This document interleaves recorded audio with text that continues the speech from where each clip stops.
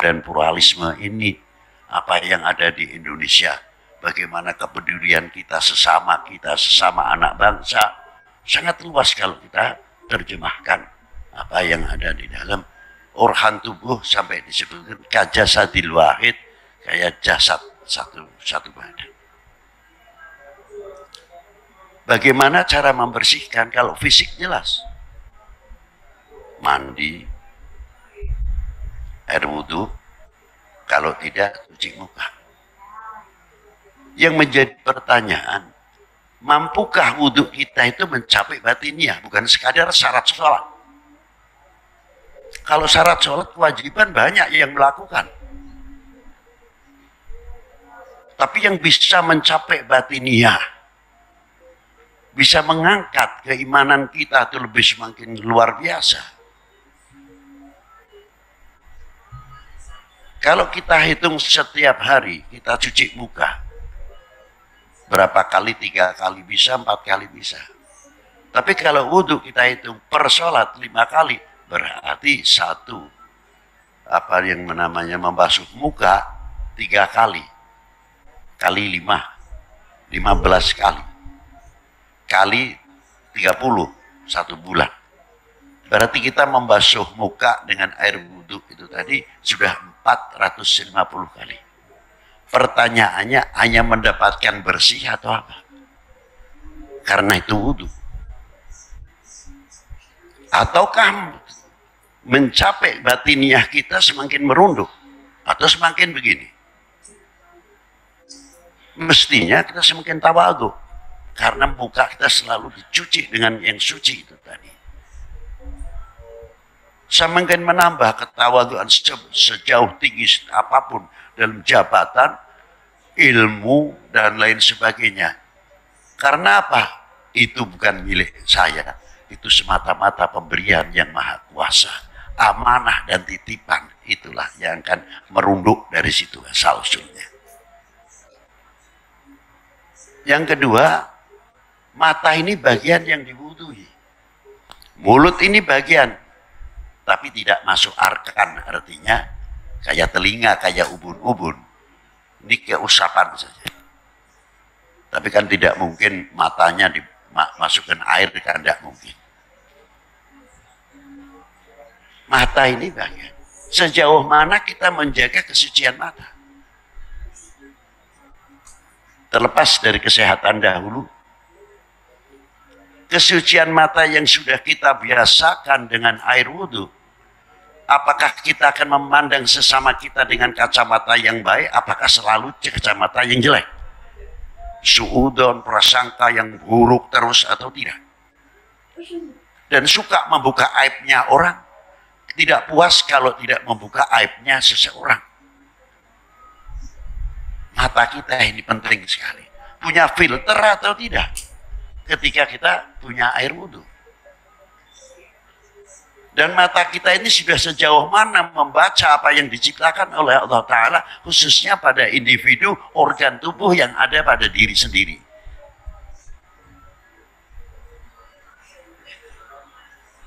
Mulut kita,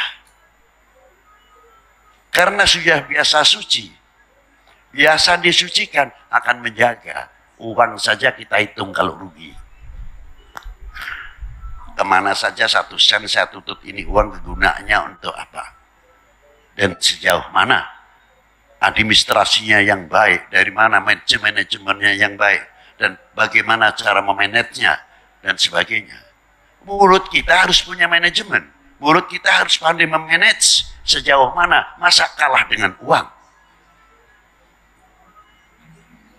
Mulut kita itu bisa mengadu domba dan lain sebagainya, tutur kata yang kurang mendidik, lebih anak-anak kita dan generasi kita yang siap untuk membangun bangsa ini, regenerasi penerus.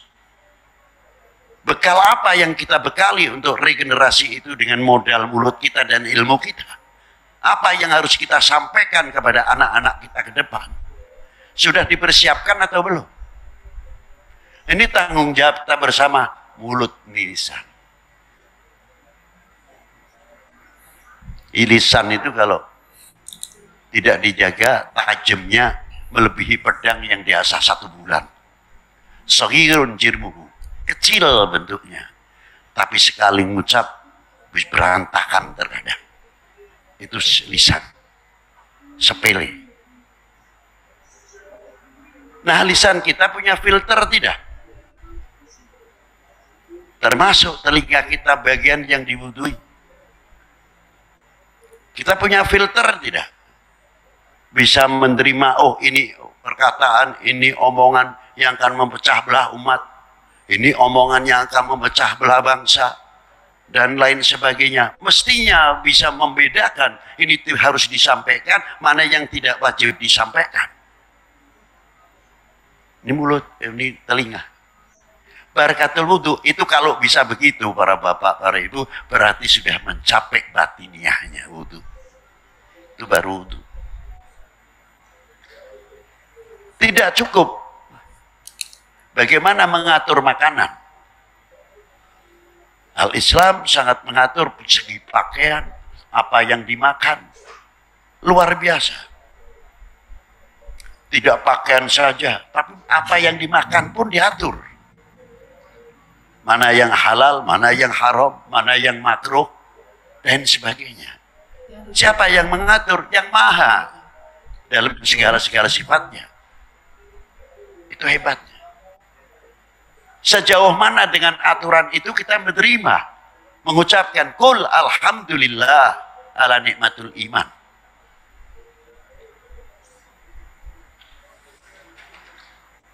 Coba kita makan 11 bulan non-stop. Ini kalau bejana, ini kerak-kerak yang ada dalam bejana kita, itu sudah setebal apa. Yang bisa membersihkan, bisyamur Ramadan. Dengan puasa Ramadan, panasnya organ dalam ini, itulah yang akan menghancurkan kerak-kerak. Bukan pakai garam Inggris atau obat urus, tidak mempan. Itu kalau 6 kali sudah mengeluarkan cairan, cepat-cepat berhenti, stop, harus diberhentikan. Harus pakai infus tambah cairan. Tapi yang bisa menyentuh sampai kerak-kerak apa yang ada di dalam.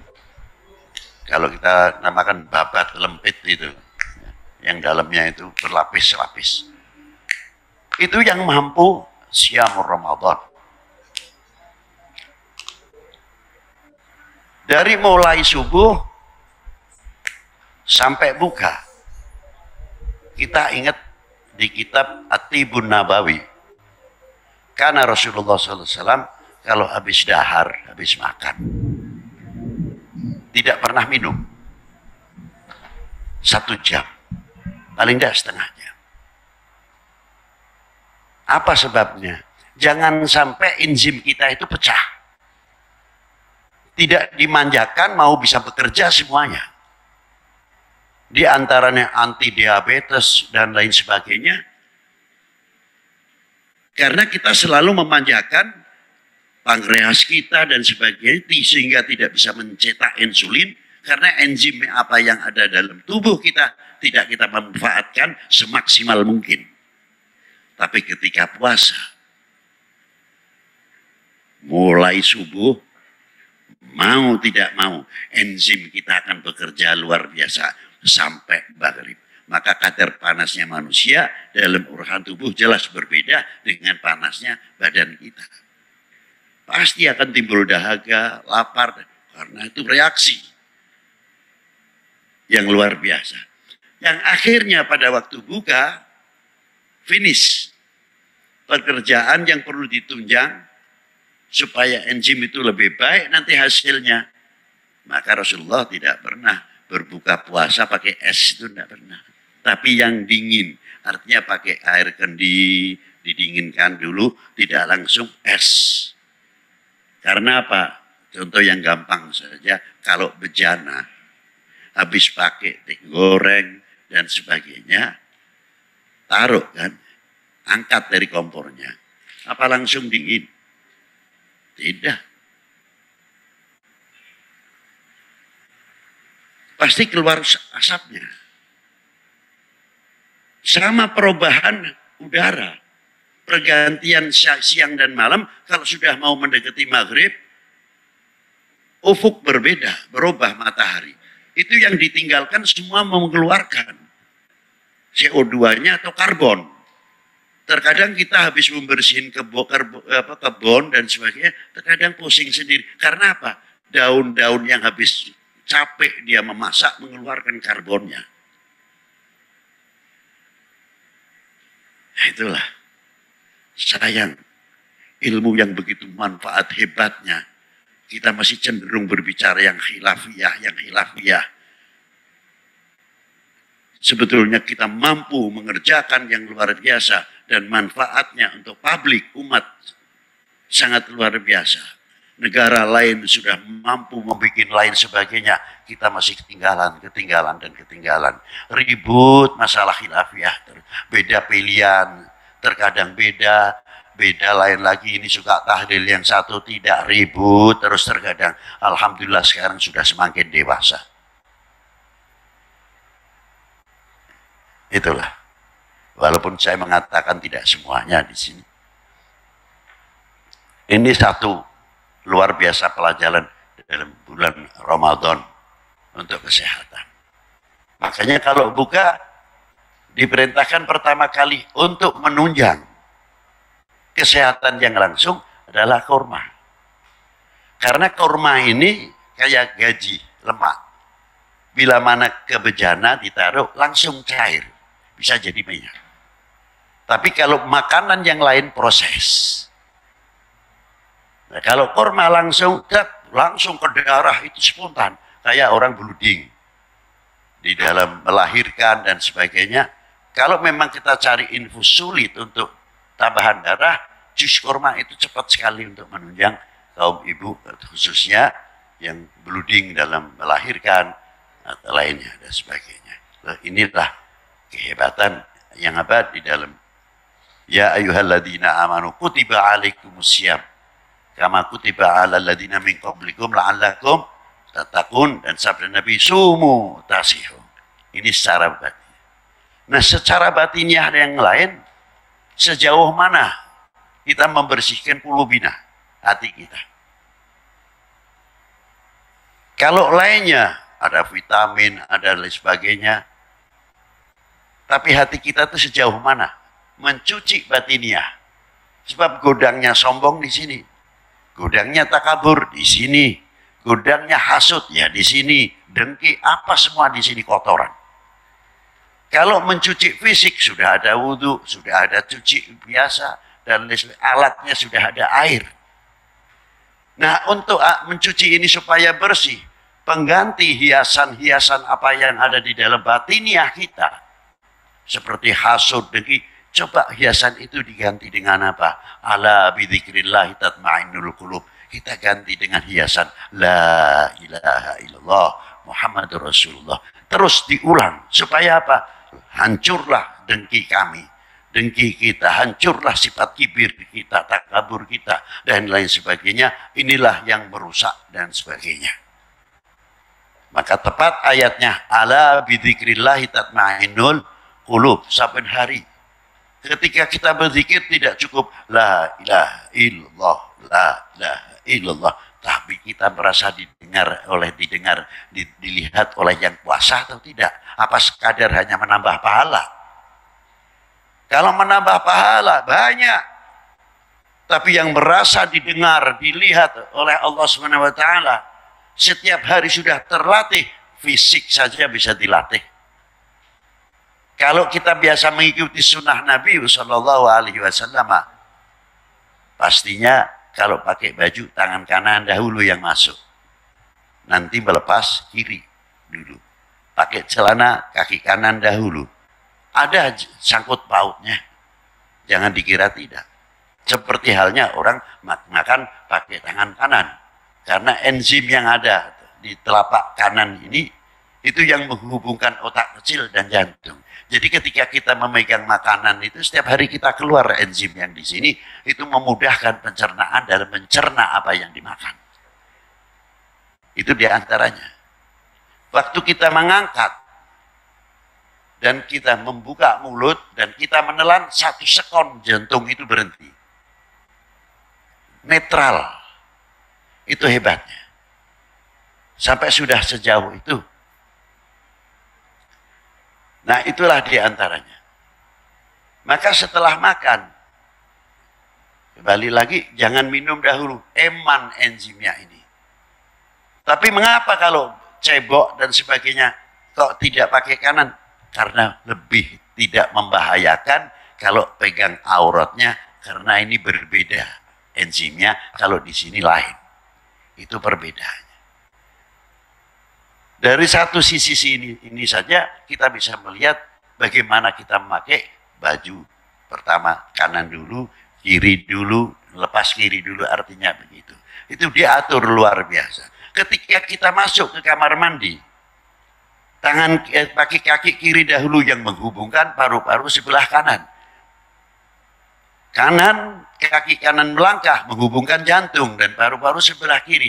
Apa yang sebab penyakit yang tidak enak yang akan masuk ke tubuh manusia bisa jadi dia sehat, maka melangkah ke kiri dahulu yang dikatup dari paru-paru ini. Nanti begitu kaki kanan melepas, dihempas semuanya yang sebetulnya masuk jantung. Itu hebatnya baginda Nabi Sallallahu Alaihi Wasallam dalam sunnatun Nabi Sallallahu Alaihi Wasallam. Inilah puasa. Jadi dari dohiriyah sampai ke batiniahnya supaya kita itu tidak lupa. Nah, kalau kita sudah saben hari merasa didengar, dilihat oleh Allah SWT, kira-kiranya mau berbuat maksiat ya malu sendiri. Sebabnya apa? Sudah malu sama Allah SWT, sebab selalu kita diawasi, kita merasa dilihat dan didengar oleh Allah SWT. Mungkin akan tutur kata yang kurang baik saja kita mikir, kita itu sudah keluarkan omongan begini. Ini kalau anak kita dengar nanti kurang menjadi contoh yang baik dan sebagainya. Itu hebatnya. Di tengah-tengah Ramadan, sebelum kita diwajibkan puasa, apa Rasulullah sudah puasa? Sudah mulai berpuasa. Walaupun belum ada perintah Ramadan. Senang suka tirakat, siam. Dan sebelum sholat, perintah sholat, Rasulullah sudah menjalankan sholat. Diterangkan di dalam kitab Khazinatul Asrar, as-sholatun nabi qoblal, belum sebelum Isra wal Mi'raj. Pagi 2 rakaat, sore 2 rakaat. Rasulullah sudah memulai. Jadi sudah kenal sama Allah Ta'ala. Sudah ngerti keberadaan ayatil kaun ini. Rasulullah sudah jauh mengerti. Itulah. Maka ketika turun surat Iqra bismi rabbikal ladzi khalaq, bacalah. Kalau Rasulullah tidak mungkin membaca, maka beliau tidak membaca, tidak menulis. Oh, ini maknanya ayatil kaun. Masa Rasulullah bodoh tidak mengerti apa yang diciptakan Allah Subhanahu wa taala? Mustahil. Iqra, bacalah. Maksudnya di sini, Iqra alimu ummatik, ajarkanlah kepada umatmu. Bismi rabbikal ladzi khalaq, khalaqal insana min 'alaq. Kita kenal dan kita baca asma'illah dan kita kenal bahwa kita itu diciptakan serba ketergantungan. Tidak mungkin akan lepas sendiri. Tergantungan kepada Al-Khaliq, dari makhluk tidak lepas. Pasti akan ketergantungan kepada Al-Khaliq. Sejauh mana kita membaca ayatil kaun yang telah diciptakan oleh Allah Subhanahu wa taala. Kalau kita tafsirkan sangat luas sekali dengan ayatil kaun ini. Dari kita mulai melihat sesama kita, sejauh mana kita melihat kita diberi oleh Allah Subhanahu wa taala tanah air ini, milik bangsa Indonesia dan tanah yang lain untuk bangsa lain dan sebagainya. Kita kembalikan sesuai dengan ayatnya Allah Ta'ala. Allah Ta'ala menciptakan syu'uban wal qabail, suku bangsa. Lita'arafu, sejauh mana kita mengenal Apa dengan yang diciptakan oleh Allah SWT. Iqra ayatil kaun termasuk. Kalau kita mengenal ta'arufu saling mengenal, bukan untuk saya umpamanya, maaf saja. Oh, untuk saling mengenal, oh Habib Lutfi hidungnya panjang, mungkin keturunan Arab mungkin. Atau keturunan India, atau keturunan gara-gara hidung panjang ini rupanya. Umpamanya. Bukan itu.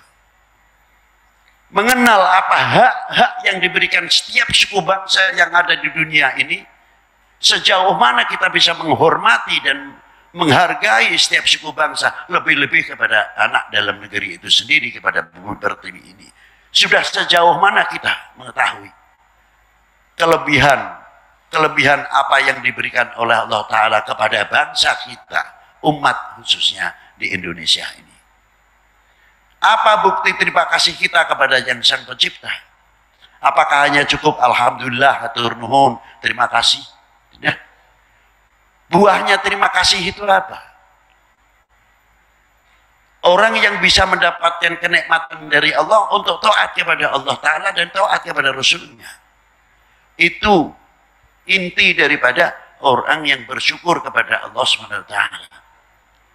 Nah, syukur kita diberi tanah air ini, umat ini, sejauh mana pula kita bisa akan menjaga bagian daripada terima kasih kita kepada Allah Subhanahu wa Ta'ala.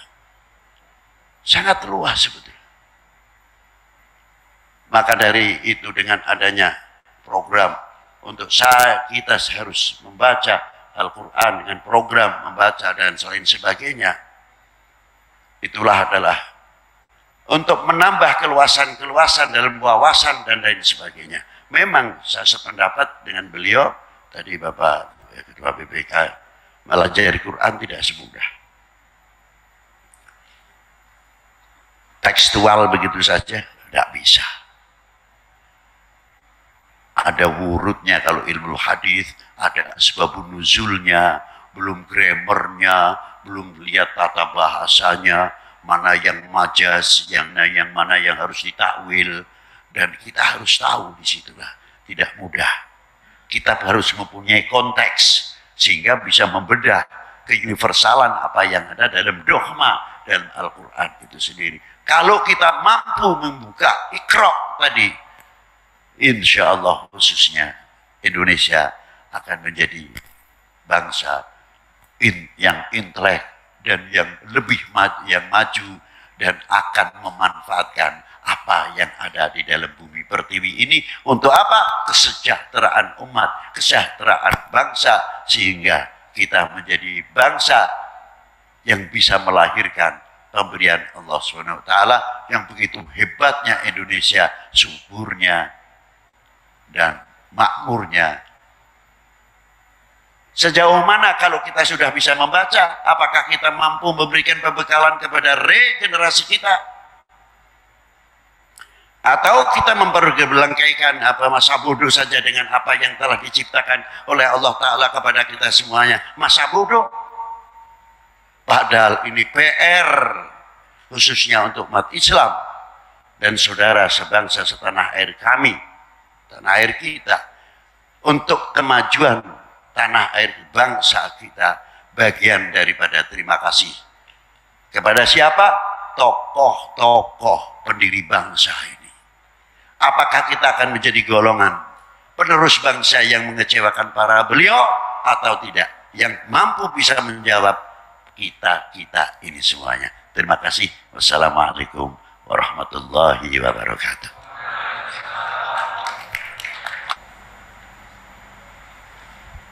Kita sama-sama sesuai agama dan kepercayaan, keyakinan masing-masing, kita berdoa. Mulai.